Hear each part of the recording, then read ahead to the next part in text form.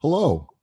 Happy Hello. Wednesday. It's hump day because this is playing on Wednesday. And, this is part three of my Red, White, and Ice Larinov L United hockey event. And I'm pleased to be joined. Usually ladies go first, but we're saving the kind of the best for last with Tarrish Potter. Tarrish, welcome to Oscar Mike Radio. Thank you. Thank you for having me, Travis. Awesome, awesome, awesome. Let me get some shout outs out of the way and we'll get right to it. I've got a bottle of Semper Savage salad dressing here. Ladies and gentlemen, if you need salad dressing, go to sempersavage.com. Marine Corps veteran owned and veteran operated. Also, my second plug for the night, Cason Shaving Products. You guys want to know how I got this dome looking so shiny? It's this right here. Buy one, get one free till January 31st. Thank you for your patience, Tarrish. Hey, no problem. So, like before we started talking, I told you that I'm not really a country music like dude, guy, whatever. I'm a metalhead. So I got Michelle Baxter, who said that you were performing at the Boondocks this Saturday, which we'll meet in person if everything goes right, if COVID-19 doesn't, or some other weird 2021 thing doesn't happen. And I started reading, and I was instantly interested. Like you're not from Kentucky or Illinois or Arkansas. You're from the West Coast coming to Nashville. So I was just kind of curious if you'd kind of give us a little background because, you've been kind of performing all your life. I have, yes.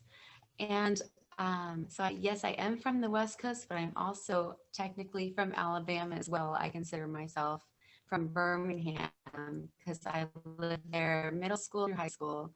So that's where I fell in love with country music in Birmingham. But so I grew up performing, as you said, my whole life. From the age of 3, I was on stage performing at fairs and malls. And by the age of 8, I'd already performed 250 shows nationwide. So that was my childhood. All of us on stage just singing and dancing and going back for costume changes. My mom would change our clothes backstage. We were sponsored by Nike. Oh, really? We just had a really good time. Yeah. So grew up Were, doing were, that. were you happy with the national championship last night? Um, I I didn't watch it, so I don't even know. Update me, inform me. Well, I'm an LSU fan, so let's just move on. Okay, we're moving on. So you've done all this performing, but you also did acting too. I mean, and I watched some of your reels on YouTube. That was some pretty cool stuff. So there's a real breadth of performing arts experience you have. Right. I thank you. And I grew up not only singing and dancing, but when I turned 7, my brother Tuck came down with cancer. He had leukemia, and so we ended up moving to California. And trying to make a really long story short, he is okay today, which is awesome. Okay. But being in California, we got into the acting industry. So my parents were like, "Hey, our kids are used to being on stage. Let's see what they can do on television." So when Tuck started getting better, my little brother, we all got into acting. So we did modeling, acting, movies, television shows. I was featured with Courtney Cox in a movie, Jerry Seinfeld, Charles Bronson. Um, I did a bunch of national commercials, television shows. So yeah, it was really fun. And then I just into adult life, I decided to get back into it a little bit. I did that short film called Bug. I wrote it, directed, acted in it, and produced it all in 48 hours. I had to find the Yeah. location, find the DP. It was very difficult. So if you go if you go on YouTube and see the short film Bug, that was all done in 48 hours. So give me some credit on that one. Yes, I do because I'm getting into that, and I know just how brutally hard it is. That's amazing. So you did this bug movie. Yes. Cool, awesome. So what brought you back into country music? So, growing up in college, I decided to buy a guitar, my first guitar, and I'd never written a song before, and I decided to just play around with the guitar. Had my heart broken in college, and all of a sudden, after playing around with a few chords, I just wrote my first song, and I put that up on iTunes. I didn't take it down. I had three old songs on there, and I took them down except for one, Never Be. So that's still up there. You can hear it.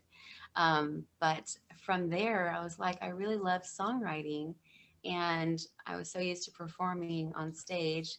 And I was in a band for a while in LA, and I started writing all of our songs for the band, um, melodies and lyrics, and we had a good time with that. You're doing all this art stuff and you're in a place where a lot of people want to go to make their performing career. Mhm. What was the catalyst to say, you know what, I'm going to go east, middle country, to Nashville? So this is actually my second time living in Nashville, which I have not really thoroughly explained that to anybody yet. So I did this whole move right out of college. After I got my degree, I was like, bye, I'm going to Nashville, packed up my car, drove here, and started working at Lightning 100 radio station. I was like, well, let's see if I can kind of like learn more about the industry that way. I want to be on the radio, so why don't I work for a radio station? But I absolutely loved it. And just financial situations, trying to make it and do all this stuff. I ended up going back to the West Coast after only 3 months. So plan on coming back here after I had this summer job, but didn't happen. I thought someday I'm going back to Nashville because I loved it so much. And so now here I am, second go, second go. But And uh, you've been here for a while now, and it looks like that you perform pretty regularly. And one of the things I wanted to ask you, because it's my understanding for country music, not so much metal, but a lot of it is written by other people and the artist performs it. But you seem to be one of those who really, I mean, not that you won't perform somebody else's song, but you have your bread and butter is writing your own material and performing it in your way.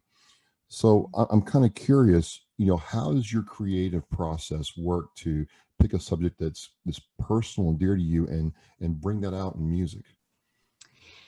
I get influenced by so many different things. When I'm in a lot of pain, I like to write a song. It helps me get through it. When I see a unique experience that really touches my heart, I write about that. And my favorite part of music is just letting those imageries and different aspects of the songwriting process just touch me. Some songs, I feel like I didn't even write them. I feel like they just came to me. And so maybe God sent them to me, whatever, but it just comes through. And sometimes you get stuck on writing a song, and it's great to have co-writers. I started co-writing out in Nashville for the first time because I always wrote everything by myself. So co-writing to me when I moved out here a year and a half ago was a very unique experience and a new experience for me. And now I absolutely love it. They've all these wonderful artists that I've written with out here in Nashville have really taken my writing skills to another level because you learn a lot when you co-write a song. But yeah. So I've asked the other artist a question, and fair is fair. And I'm going to ask you this question. We Okay. know that Neil Young and Bob Dylan sold their sound catalogs for a lot of money. Tarrish, Okay. is it Tarrish or Tarish? Tarrish. Tarrish. Yes. Okay, just want to make sure I get that right. 100%. A lot of money. And so I asked them this: if I gave you a check right now for, I wrote this check for $150 million and said, I'm going to give you this check, but you can have it, you can do whatever you want to with it. And we're going to fast forward to that time right now, but you can never perform again for the rest of your life. But you're going to have the money, you're going to have the security and safety. Would you take it? No, good question. That sounds like a lot of money. I could actually use that right now to actually get some songs recorded. But I wouldn't even have to think about it. There's no way. I'm not so Really? at my guitar. No. The thing that makes me the most happiest is when I sing a song to somebody, and like this experience I just had the other day. I sang a song to this lady and she was crying. She made me cry, and she's like, "You don't know how much I did that." And that's why I do this, because I like to hopefully bless people's lives with my music. So Well, Okay, you all three have answered the same way, different ways, but same kind of answer. So I follow that up with, and you kind of already answered it, but kind of dig into me when you're on stage, or whether it's in front of a small group of people in a small area that's intimate, or a larger venue. What goes through your mind when you pick up your guitar and your voice is warmed up and you connect with that one person, the audience? What's going through your mind at that time? When I'm singing to them and connecting with them, Yes. um, it's the most beautiful moment. It's just going through my mind. I'm just, I guess, feeling their energy, and it makes you feel, it's just the best feeling. I don't know how to explain it. All right. All When right. somebody's engaged in what you're saying and you wrote that song, that's just, it's the best feeling in the world. You know, I noticed that some of your songs, because again, I'm loath to admit this, but I'm not really a country fan. Don't hate me for it. It's just, it's not my first. You But pass. I appreciate it. I appreciate it. I do.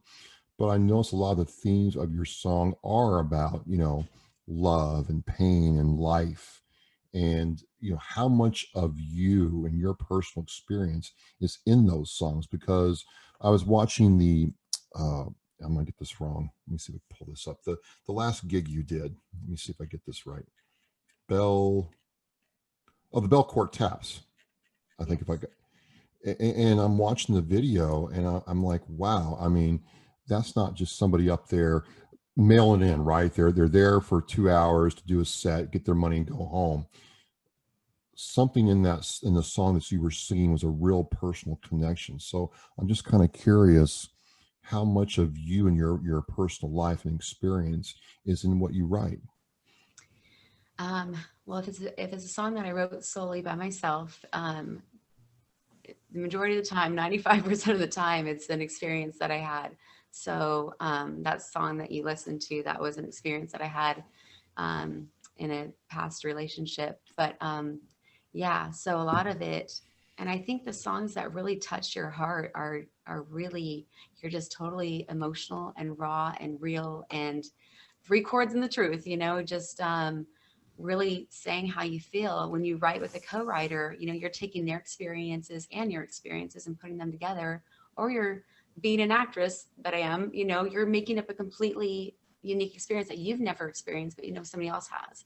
So, but if it's a song that I wrote, most likely it's about an experience of mine. And there's so many songs that I'm going to be writing in the future about my brother who had cancer, which I'm excited to start singing those songs, because those are really hard to write, and that story will be told in another time, but is a huge part of my childhood too. So Absolutely, absolutely. I can't imagine, and I'll definitely check it out, because the bond with siblings, even though sometimes they're annoying as all get out, yes. older or younger, that's just the way it is. Especially the younger ones, there is that bond there. So we've established that this is not just some trying to get your name in lights. This is a part of, this is who you are, and you're serving your purpose right now. But we're going to meet Saturday at the Boondocks in Columbia, Tennessee, to support the launch of L United, and it's a hockey organization for kids and veterans. And as a veteran myself, you've told me what it's like to be able to connect with somebody in the audience. But how do you feel going into this, realizing that your performance is a part of an organization that's there to help people who've served our country? I was so honored to ask to perform at the show. My family, a lot of my family members have served Oh, in the really? armed forces. So both of my grandpas, they served in the Air Corps, and then my father served in the Army. Both of my brothers, I've got three brothers. Two of them served in the Air Force. One of them is still in. He'll be in April. Will be 20 years, and he's a major out in Germany. Oh, And wow. then I have another brother, Talon, my youngest brother. He served for 6 years in the Air Force. So it just means a lot to me to be able to perform at a show and do what I can. I mean, I didn't serve in the armed forces, but I really respect and admire and appreciate those that have. So, and their families too. It's not just the person that went out and served, but also the family that's left behind that is being without that family member. That's really hard to do. So. After the Boondocks, after the L United premiere, COVID-19 and pandemic notwithstanding, what's next for Tarrish? So right now I'm working on recording. So I'm hopefully going to be releasing some songs in the next month, I would say. I would love to release an EP. I'm working on a track right now that is now a demo, but I'm thinking of releasing it very soon because every time I sing it, I get a lot of great feedback. So it's a beautiful song. So I'm We excited to. perform it Saturday. I will be performing it Saturday. Oh, okay. Well, we talked about this. I don't know anything about country music, so I'll be a good soundboard. Okay.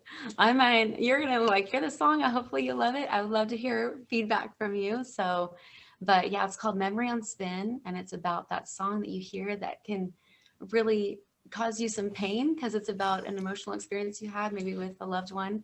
But you just can't turn it off. So that's what it's about. But it's a great song.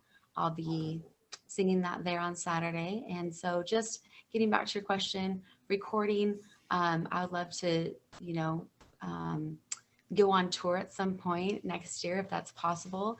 But just heading straight for the moon. So I'm excited. So one thing I want to ask, because in the metal community that I'm in, women have a different track to attain success, like the Lizzie Hales and the Maria Brinks and the Amy Lees have to. It's not that it's different for them. I'm not going to sit there and say that it's not. And all those women are very good at their craft. And it's my understanding that in country, it's similar. And so I'm curious, is the fact that you're a woman, is the fact that you're a female artist, has that caused you any kind of hurdle or difference in treatment that you have to push through? Or did Reba, Loretta, and Carrie Underwood, smash all that down? I think they helped a lot smashing that down. And I think we're still working on having the female voice equal on the radio as well as just presence anywhere on shows. So still working toward that. It's not completely equal, but I really appreciate those in the past that have really worked hard to get that female voice out there. That show that I did over at Belcourt Taps, it was an all-female showcase. So it was really fun being up there with three other powerhouse women. Kendall Inskeep, she's from The Voice. She's amazing. Stevie Ray, and we just had a great time. So it was It fun. sounded like it. Like I was like, okay, I'm digging this. I mean, Yeah, Aubrey was there with me too. She's a powerhouse too. It was wonderful. So because I noticed at the last gig you were with two other women on stage, and it seems like you have a pretty solid, group of female artists in Nashville that support you. What's that kind of support like for an artist like yourself? um, you know, there's so many amazing, incredible women in Nashville, and we love supporting each other. And like those women that I had on stage, it was fun to have a powerhouse round with, Kendall Inskeep from The Voice and Stevie Ray Stevens and Auburn. And it was just, it's rare that you see like all women on stage. So it was really fun to have that. But, with the industry, as you're mentioning, artists that have kind of like paved the way, the female artists that are trying to get equality for the women as equal to as what am I trying to say? But having that equality on the radio, on stage, it's not there yet, but we're really pushing for it. So Awesome, awesome. So, ladies and gentlemen, this is Tarish Potter, you know, actress, child performer, songwriter and country music artist extraordinaire. She's going to be at the Boondocks this Saturday. I can't wait for you to meet Danielle Rocco. I'm going to tell you right now, you're going to love Danielle, and it's going to be a great thing. I can't wait to see you two hit it off. We're there to support L United, and I've really been.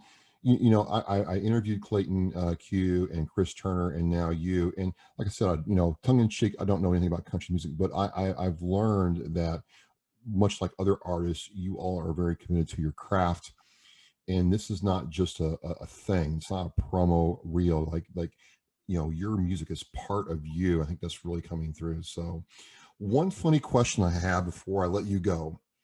Now, I noticed that you said that your brother's names were like Talon and Tucker, so on and so forth.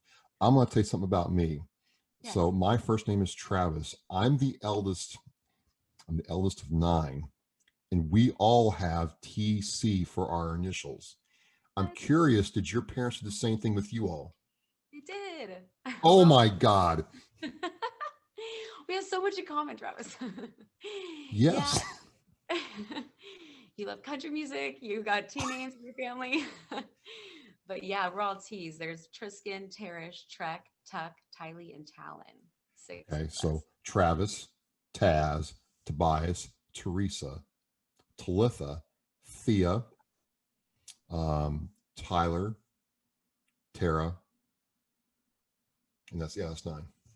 Gosh, such a big family and all T's. I can't wait to All tell my parents about this.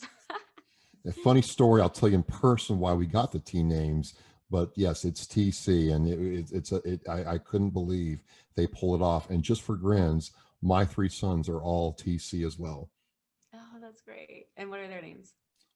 Tucker, Oh, Tanner, and Trevor. all right. I love it. So Awesome. when we're together, we're the four horsemen, and we do it right. Awesome, awesome. Great. So Good. Tarsh, it's been a pleasure talking with you and really getting to know this side of country music and performing. Love Nashville. Can't wait to meet you in a couple days. And again, folks. Oh, well, wait a minute. How do people find out more about you and your music? Yeah, thank you for asking. I put a lot on Instagram. So if you go to Tarrish Potter, Tarrish, Potter on Instagram, and then Tarrish Potter Music on Facebook. And my website will be launching hopefully February 1st. I'm just revamping that. So we'll be able to see that. And that's going to be tarrishpotter.com. Ladies and gentlemen, I'll have all the links in the show post. You're going to see them, scroll down here. There's no reason. You just hit like 2,000 plus followers on the gram. Yay! That's amazing. Oh, I was really excited about that You because should I've met a be. lot of people over the year and a half that I've been here in Nashville, and it's nice to have those personal touches, and they're following me and supporting me, so I love it. Well, I'm a follower, and you're going to want to follow this wonderful artist here.